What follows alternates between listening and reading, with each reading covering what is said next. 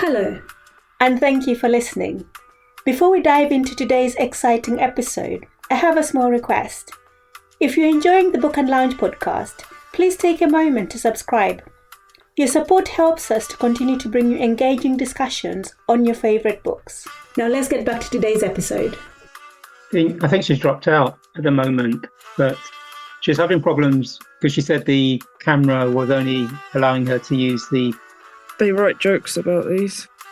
The box of tissues is very colourful, so we'll enjoy the greenery of... More. I think they got Maduro out of Venezuela quicker than we've been able to jump on. Don't go there. Okay, don't go there. That caused me considerable worry, and then I had to give myself a stern warning about it. What warning was that?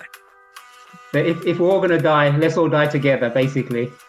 So someone shared a joke with her, which I thought was quite funny. I think it went something like, the US military kidnaps Maduro. Maduro is in the US illegally. ICE kidnaps Maduro and deports him to Venezuela.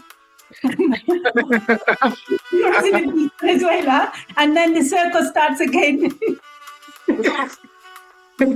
like a never-ending carousel.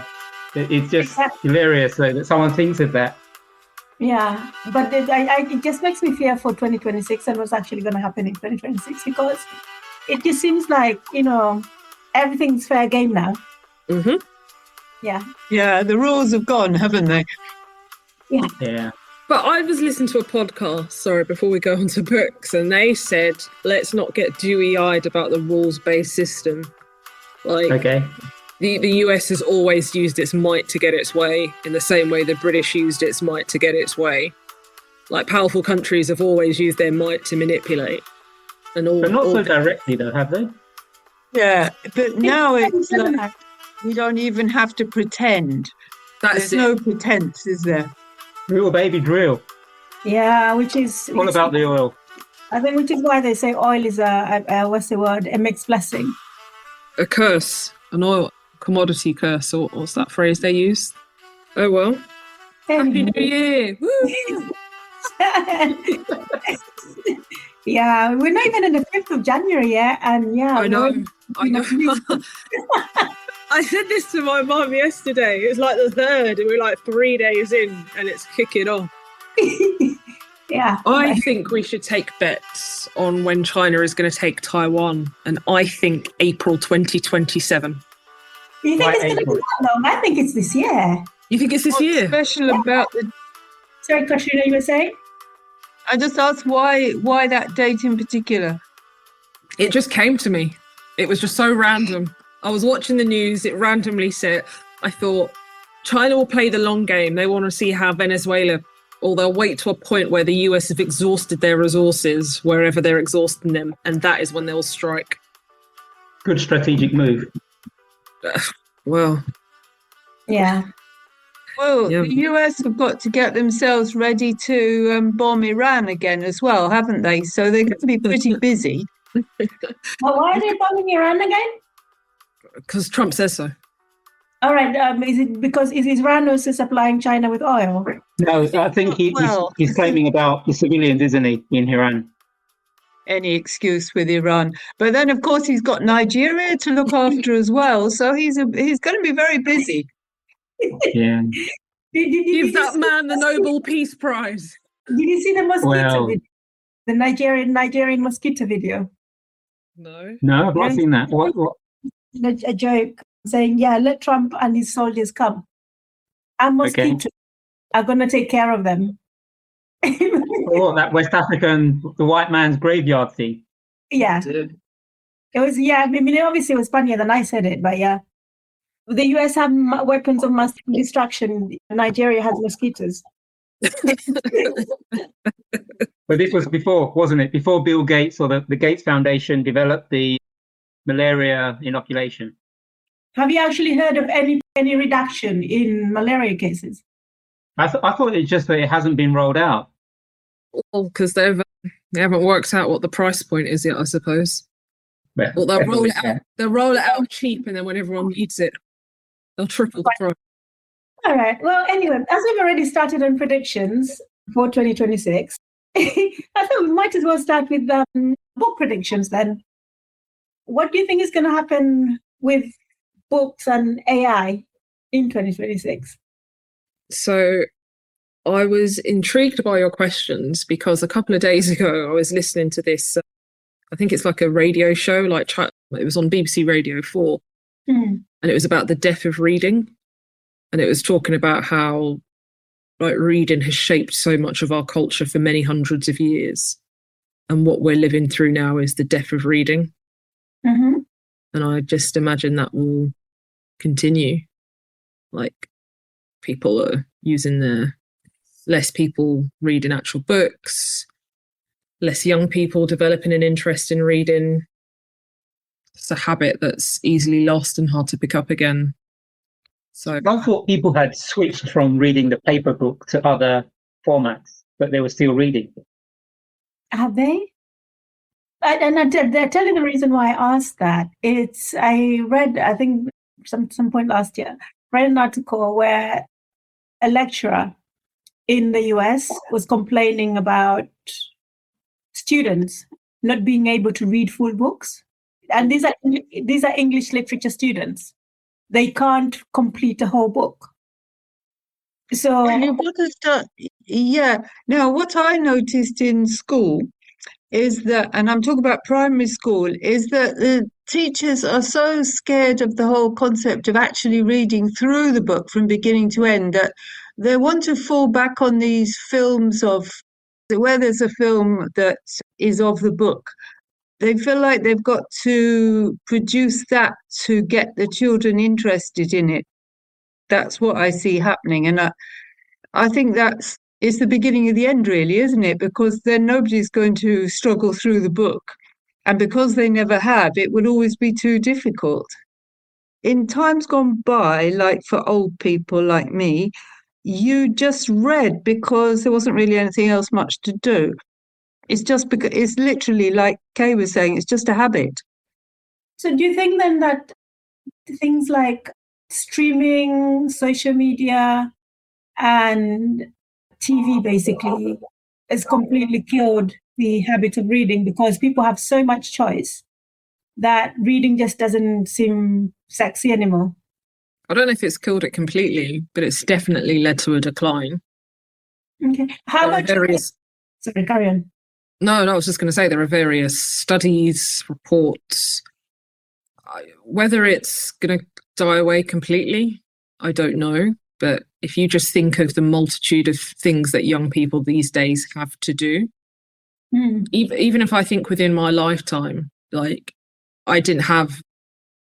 only had normal TV growing up. When I say normal TV, my parents didn't have cable or anything like that. So there were 5 channels. And then when those 5 channels ran out, go find something else to do. Or reading. I quite enjoyed reading from a young age. So that was my thing. Not every young person did. Or you went to play out. Mm-hmm. Now, if I look at my cousins, I've got younger little cousins who are 7 and 8, TV, laptop, and on the TV is hundreds of options. I lose track. Most of the time they're on their phone and it's scrolling for their phone, and everyone, there's lots of data out there which points to it's a competition for your attention, the never ending scroll. So if you think of all these other things that young people can do with low barriers to entry, what's the incentive to pick up a book and read? And I think the other thing is as well that if that's what all your friends do, then unless you keep up with the same things, you'll be out of it, won't you? So even if you actually enjoyed reading, you'd still have to follow all those things to be in the crowd. At the same time, isn't it? It seems to me that a phenomenal amount of books still get published. I mean, there seem to be constantly new books, so somebody must be reading them somewhere or buying them, even if they're not actually reading them. Have the numbers So the fact that they're published, is it the same thing that because they're published, therefore they're read? No, of course not. But the publishers won't go on and on publishing if it doesn't pay, will they? So people must at least buy them, even if they don't read them. The profit margin has gone down. It's a little bit with what happened to the music charts. Like, to get a number one single, like, decades ago, you had to sell like hundreds of thousands. Now you can reach number one selling less than 50,000. So I imagine the money's not in it in the way it was before. And in some ways that's a good thing. Like, it's definitely a change I've seen, is that there's more variety now. It's not just, there's the democratization of publishing and reading to an extent. Like, if you think of like the books you champion in this podcast, Jackie. But I do think we're seeing a decline in people who read for pleasure.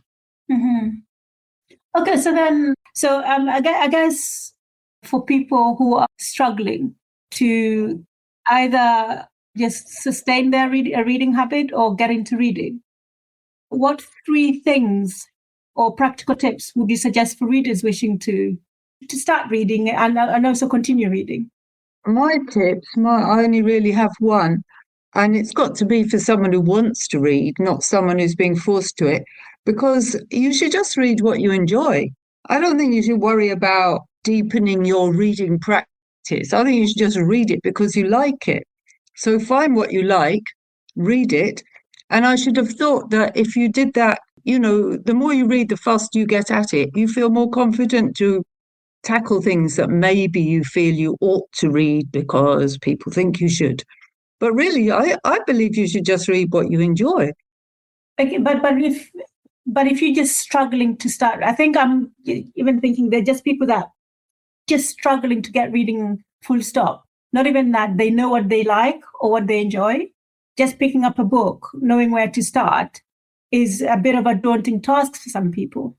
Well, I suppose read shorter things, read magazines, read short stories. If your reasoning is that you want to read more, then start with whatever you can manage and go on from there. But are people really wanting to, or is it they just sort of feel they should? Oh, that's an interesting question. But either way, though, as Katrina has said, it can be daunting, can't it? But if you ease yourself in with, like baby steps, rather than trying to run, you're just trying to walk. So even if you start out with audiobooks, whether they're the full book or the abridged book, that could be a way of easing yourself in, or a graphic novel. I mean, if you read the graphic novel and then you decide, I'm going to go full fat with the novel itself, then that could be a way of easing yourself into the habit, because you've already read the story, or you've listened to the story in the audiobook, whether abridged or the full one, and you've read the book in the graphic novel format. So if you then switch to the full novel, unless you're unhappy that you know the ending, but if you just want to fill in the blanks and have a more rounded experience, that could be a way of easing yourself into the habit of reading. And maybe it's just reading a little bit, however much you can manage or fit into your busy schedule. Saying, I have to complete a chapter. I mean, there are such things as bookmarks, aren't there? Just read what you can. Also, maybe you just pick a genre that you like. Like, sometimes there's a bit of snobbery around particular books or authors. So what? Yes, all those haters of Stephen King who know of my love of Stephen King thrillers. Well, don't hate The Messenger. I don't hate. I'm going to put my hand up and say probably one of my favourite authors will remain John Grisham. Those legal books, they're all like, there's a formula to them, but you know what? I find them entertaining. They're quick reads for me. So if you're, I don't know, if Mills and Boon is your thing, or romance, or whatever people deride as chick lit or whatever, and you enjoy it, just read, just whatever takes your fancy. Yeah, and I agree with that. And I guess what I would add is join a book club. I am plugging book clubs because we are all part of book clubs. Of course. But actually, if you're struggling and also you just want some motivation or accountability, it's a great way to get yourself into reading, because then you're reading as a group. If there's something that you're struggling with, for example, something perhaps you didn't get in the book or you didn't understand in the book, you get together as a group, you discuss it. And also it's just a great way to build a community and make friends, and gets you out of the house and gets you from or from in front of the TV. The other thing I would say is join a library. Libraries are a great place for you to just experiment because they have books from all genres. And you just pick up. If you don't like it, you take it back. You pick up the next one. And if you're the kind of person that, likes to have bookshelves and, have books in your house, then shop in a charity shop. Because I know books can be quite expensive, especially if you want the hardback ones. And I do echo what Taiwo said earlier on about keeping it short. I would say, I don't know, set yourself a target, one chapter or one paragraph a day or a certain number of pages a day. Or alternatively, such as said, I'm going to read for 10 minutes. And what I always say is just carry a book with you wherever you go, because if you have a book in your bag, it stops you from picking up your phone and then spending more time on the screen. Because I think most of the time we get on our screens because we're bored and we don't have anything else to do. If you have a book with you, I find that just kind of keeps you away from the screen and it's good for your eyes. So for anyone struggling to get into reading, I would say those are the things I would recommend you try doing. And also, Jackie J, don't forget, as you mentioned about join a library, libraries have librarians, and librarians are just, they just love to talk to people about books. So when you chat with some of the really friendly librarians, and most of them are really friendly, if you're looking for a particular book, they can recommend probably at least 6 other similar books that you might enjoy. So that's, it's a great source of information, a librarian. Yeah. And, you can take the kids along with you. They have a whole lot of kiddies activities that they can get involved in. And also, it's also a great place to encourage children to actually start reading from a young age. And while we are talking about reading, I push reading, especially for young people, because actually there's a lot of benefits. But that's a completely, I guess, a different podcast. I absolutely agree with you about carrying a book with you if you can, because then whenever you get stuck, you've got your book to read. Yeah, exactly. And if your phone dies, the book never dies, right? Yeah. So, yeah, great things, books, I think. Great forms of entertainment. So, yeah, do you guys set yourself reading goals for the year? And if so, what kind of goal do you set? And also, how do you decide what you're going to read? I typically don't have a reading goal because I definitely tried it last year and I failed miserably. I think probably 2025 was one of my worst years for reading that I can remember, because there was always something going on and I didn't read half as much as I want to. And I'll also have to admit as well that I probably have been distracted by other things like my phone as well. So you hear these stories about not stories, but reports or whatever on the news, essays about young people being distracted by their phone. And I think, well, of course they are. So am I. And I know better, and I consider myself quite an enthusiastic reader. So I think not a specific goal as much, but I am hoping this year just to read a bit more than I read last year.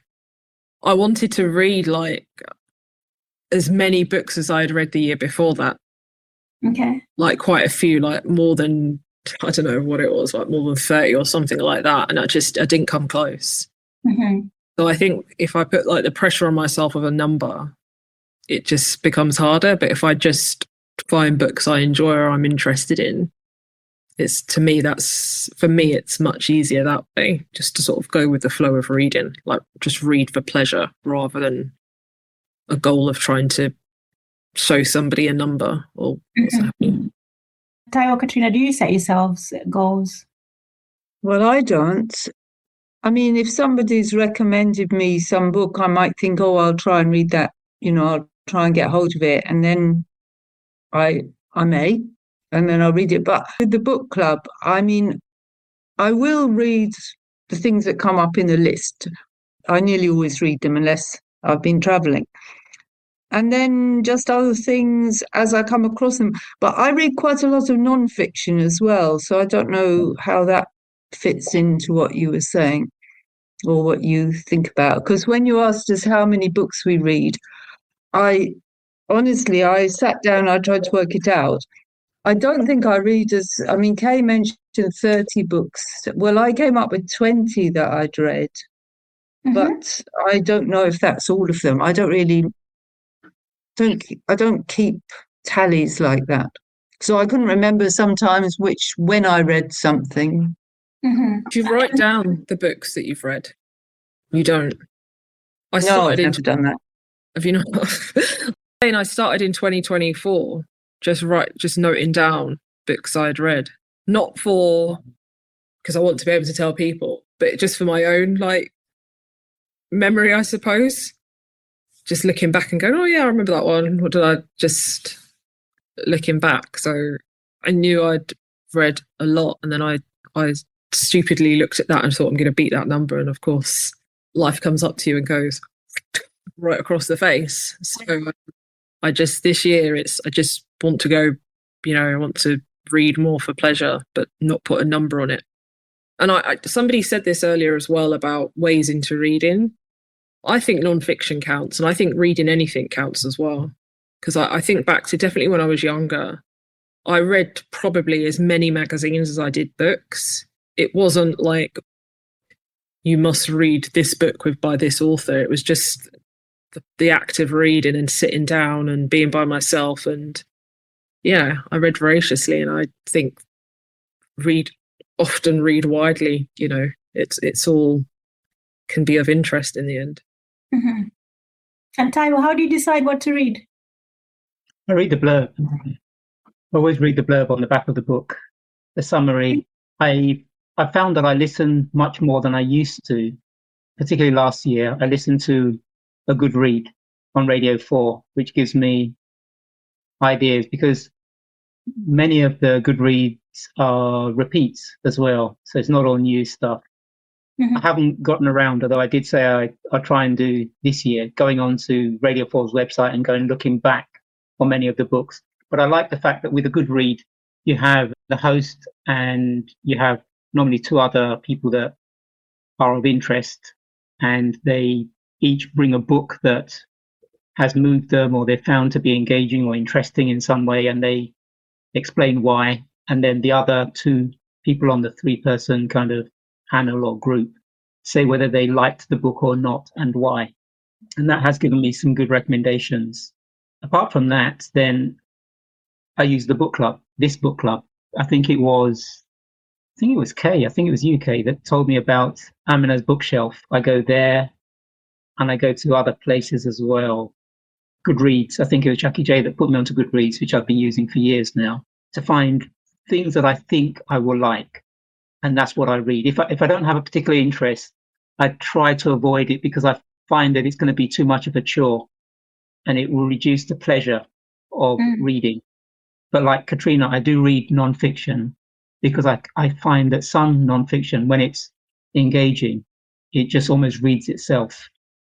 But I don't have a particular target beyond what Katrina said, as in, I want to read 11 books at the book club. Says they're going to read each month, January to November each year. Anything beyond that, I consider it a bonus. But then again, if I'm reading something that I really like, not just a Stephen King, but it may be a Stephen King, then I rush to read the book club book in order to get back to my Stephen King or the other book that I'm reading. I used to set targets at the beginning of the year, and I always tried to beat the year before. And with life and everything, all of that's just kind of gotten out of the window. In fact, I find that I'm even struggling now to to read the books that I have. And the thing is, I have great ambitions of being a member of 3 separate book clubs. And so each month, basically, there's 3 books that I have to read. And then on top of that, there are books that I find interesting from a work perspective that I like to read, that I would want to read. So I find that I'm just kind of like juggling about 4 books at the same time normally. And find that I'm now struggling with that. So I think part of my this year is actually just trying to streamline my reading habits and how I read, and try and focus a bit more. But I like being a member of different book clubs because of the variety. I found that for a long time, I was reading just really books within the book club and books by Black authors. And I think that kind of narrowed down the types of books that I was reading. So being a part of a workbook club, for example, I just read things I would not have picked up. I found that enjoyable. So yeah, I just need to maybe not read every book. My focus this year is just to be more intentional and read and actually enjoy what I'm reading rather than having to rush through things. And because I have to finish them or because I'm reading it for that club and that club. But for listeners, it would be interesting to know what your reading habits are and also how you decide what to read. So I'd be happy for you to just share on the comment section on the podcast or on social media what you like reading and how you decide what to read and whether or not you set yourself goals and targets. Now, last year, what 3 books would you say were your top 3 books from last year and why? That's easy for me in terms of the top book, which must be a non-fiction book called When the Dust Settles by Lucy Easthope. And it's about mainly her professional life, but also it touches on her personal life as well. And the way in which she interweaves these 2 areas of her life in emergency planning, disaster response, and recovery. That's what she deals with. So things like 9/11 and flooding in the UK, and even Grenfell Tower, she was involved in that. COVID-19, she was involved. 2004 Indian Ocean tsunami, Fukushima nuclear disaster, various plane crashes. She's been involved in so many things over a 30-plus year career. And the thing that I found interesting, I actually got into this because it was BBC Radio 4 Book of the Week at one stage. I thought this was so fascinating. So I went to the library, got the book. The book read itself within a week. And it only took a week because I slowed down because I was enjoying it so much. I kept going back before proceeding again.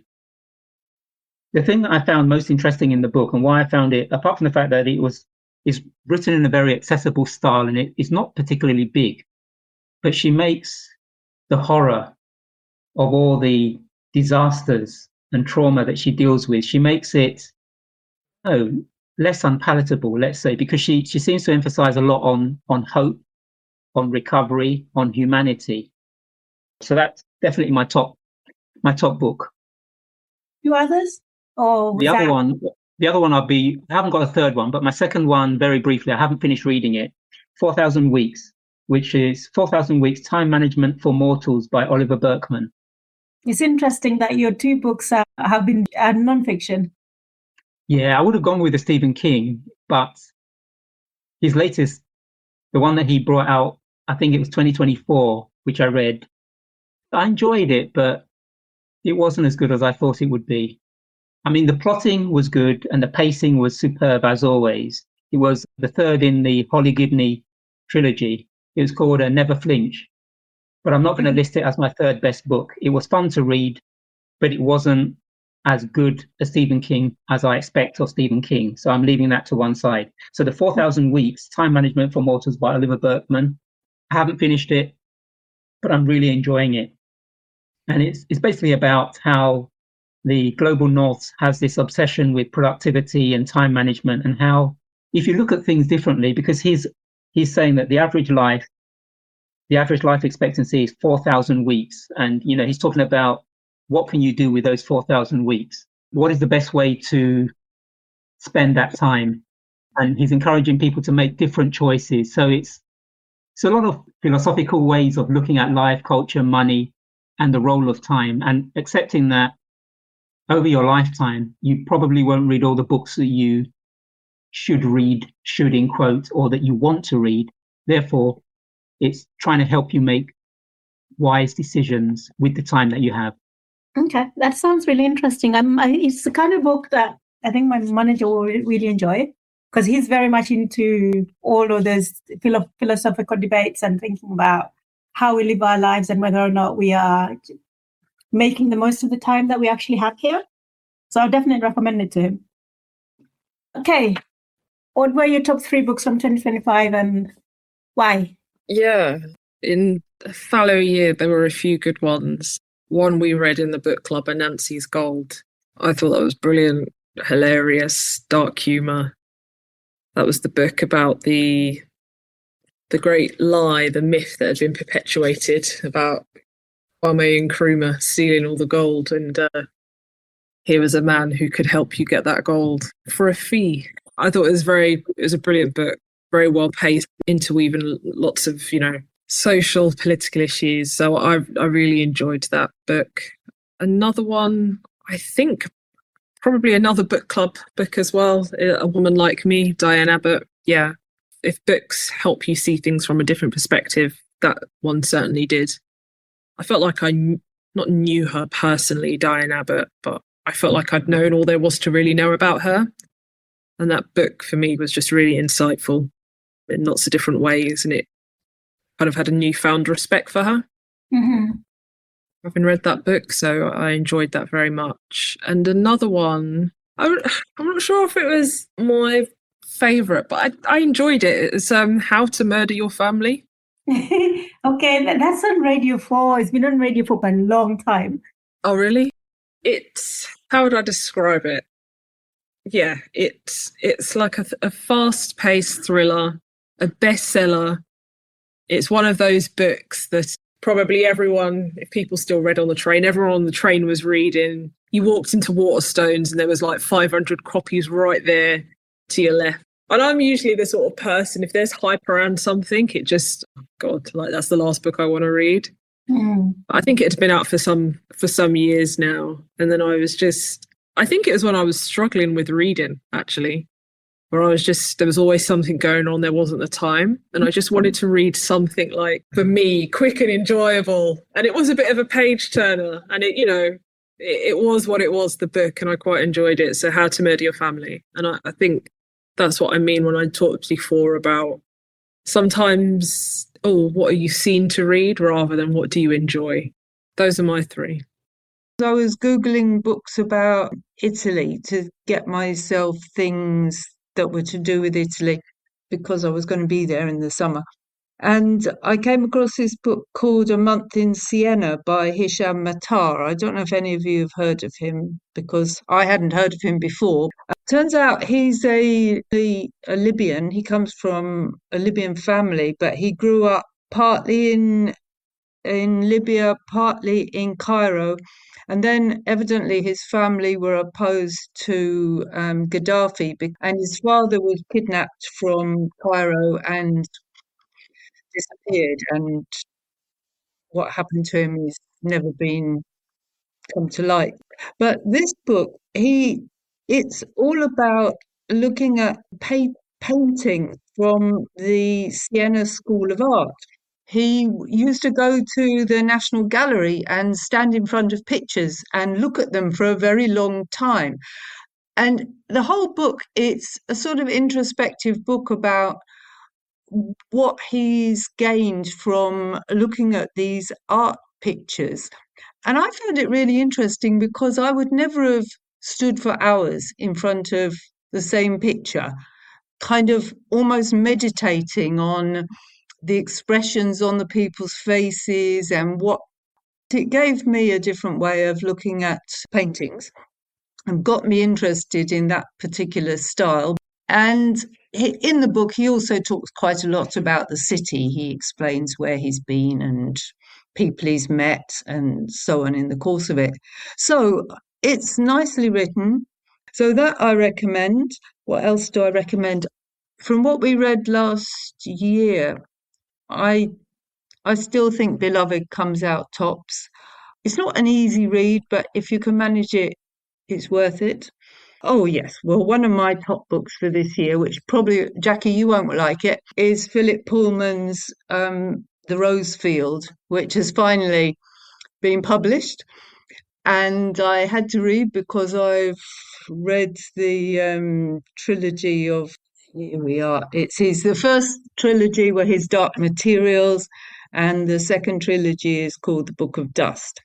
I struggle to decide on a third one because there's just so many possibilities. But I read a book about the Balkans. It's a history by somebody called Mark Mazower. And it's not too long, it's fairly short, and I found it quite readable. I sort of picked it up in a bookshop and flicked at it and then decided I did want it.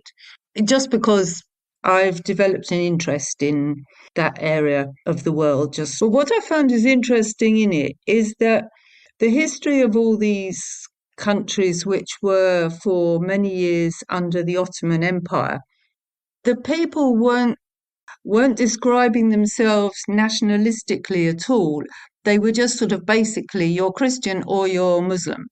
And those were their main identities. Because it's a history book and it's looking at the modern lead up to the modern era, it's explaining really how nationalism came into being, how it got almost pushed and developed in amongst people who weren't really very interested initially about it.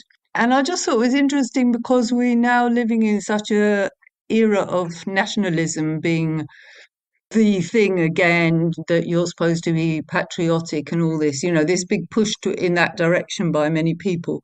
So I recommend it because of that, because it just reflects on the concepts of nationality. Why did you say I wouldn't like the poor man book? Oh, I know you're not so keen on these alternate fantasy worlds and so on. They enable the author to explore concepts, don't they?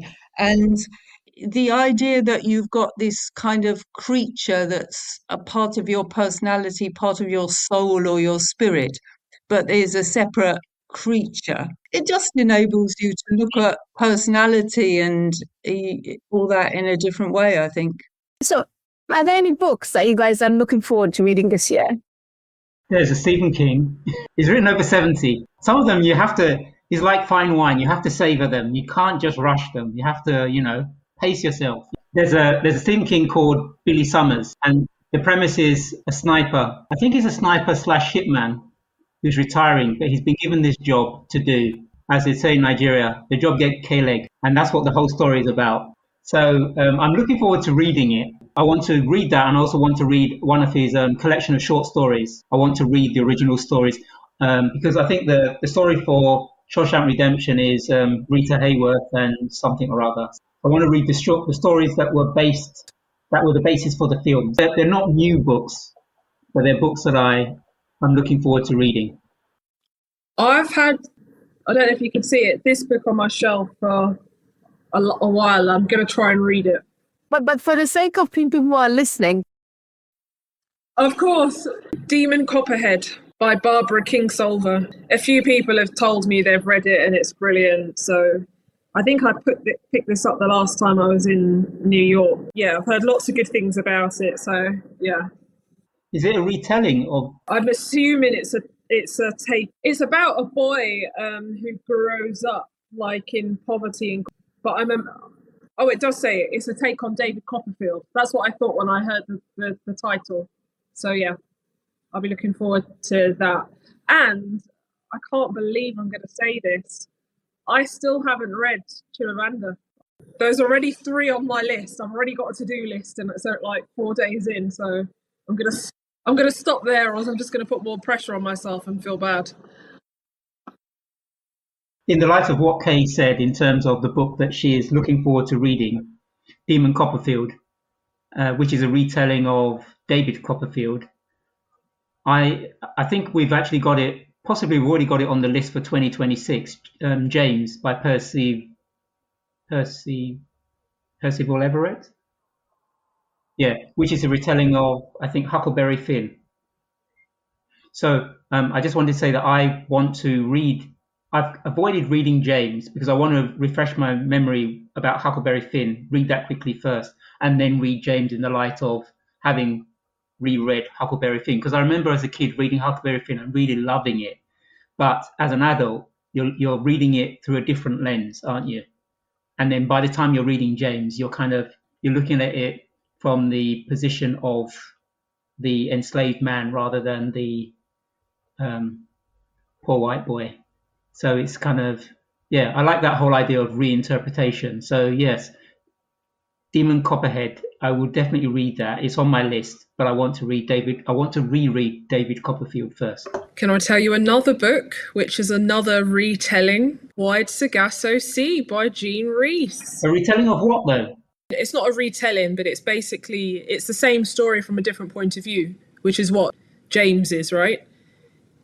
It's not retelling Huckleberry Finn, it's just telling it from his point of a different character. So Wide Sargasso Sea, Jean Rhys, it's Jane Eyre, but told from the wife who's locked in the attic. Oh, okay. Okay, I'll have to So add it's that. Creole woman, eventually, she sets the house alight, spoiler alert, talks about how she first met Mr. Rochester. It's just got this dreamlike quality, and I just don't know how she did it. Like, every time I read it, it's got that same kind of ethereal, slightly surreal quality to the writing. I've never come across anybody who's done that in a book. Yeah, I like those retellings of stories from different characters' point of view. So I think when they're done well, I think they're really good. Katrina, anything you're looking forward to? Well, I'm halfway through a book called The Enemy at the Gate, which is again to do with the Ottomans and the Habsburgs. So I got to finish that, take it back to the library, and it's quite interesting.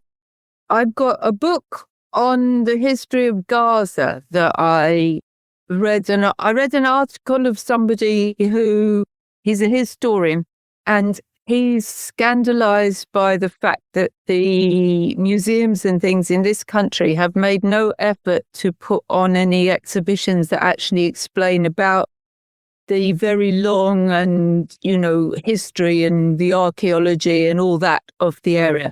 Whereas apparently the French, somewhere in Paris, they did. But in his article, he mentioned this book called Gaza, A History. So I've got to read those. I want to catch up with last year, The Most Secret Memory of Men. So I've got those to start me off with. And then I was talking to my brother today, and he told me about a book called The First 13 Lives of Harry August. Anybody heard of that? Nope. Oh, well, he said it's good. It's about someone who keeps getting reborn in a kind of loop. Now, if you're listening and you have books that you'd like us to read and discuss, we haven't finished compiling our reading list for this year yet, so please feel free to share your recommendations with us on social media. We're on Instagram, on Blue Sky, or on LinkedIn. Feel free to send us your recommendations and we'll be sure to review and add them onto our reading list. So, that's I think I've exhausted my list of questions. Is there anything that you guys would like to add? In the light of what Kay said in terms of the book that she is looking forward to reading, Demon Copperfield, which is a retelling of David Copperfield, I think we've actually got it, possibly we've already got it on the list for 2026, James by Percival Everett, which is a retelling of, I think, Huckleberry Finn. So I just wanted to say that I want to read. I've avoided reading James because I want to refresh my memory about Huckleberry Finn, read that quickly first, and then read James in the light of having reread Huckleberry Finn. Because I remember as a kid reading Huckleberry Finn and really loving it. But as an adult, you're reading it through a different lens, aren't you? And then by the time you're reading James, you're looking at it from the position of the enslaved man rather than the poor white boy. So it's kind of, I like that whole idea of reinterpretation. So yes, Demon Copperhead, I will definitely read that. It's on my list, but I want to reread David Copperfield first. Can I tell you another book, which is another retelling? Really? Okay, go for it. Wide Sargasso Sea. A retelling of what, though? It's Jane. It's not a retelling, but it's the same story from a different point of view, which is what James is, right? It's not retelling Huckleberry Finn, it's just telling it from his point of a different character. So Wide Sargasso Sea, Jean Rhys, it's Jane Eyre, but told from the wife who's locked in the attic. Okay. She's the mad woman in the attic, whatever, Creole woman. Eventually, she sets the house alight in Jane Eyre, spoiler alert, but talks about how she first met Mr. Rochester. Hey, and on that note, first of all, apologies for my technology issues. Hopefully I'll get that sorted for the next recording. And secondly, Happy New Year. It started off with a bang, so hopefully it's not going to continue that way. It's going to get calmer as the year goes by. And yeah, I'll see you guys next time when we will be discussing Manchester Happened. Have a great evening and see you next time. And for listeners, thank you so much for tuning in. We hope you enjoyed the episode. Please don't forget to send us your recommendations of books that you'd like us to read or any comments or feedback about the podcast. We look forward to hearing from you and see you next time. Thank you. Indeed. Thank you very much. Bye. Bye.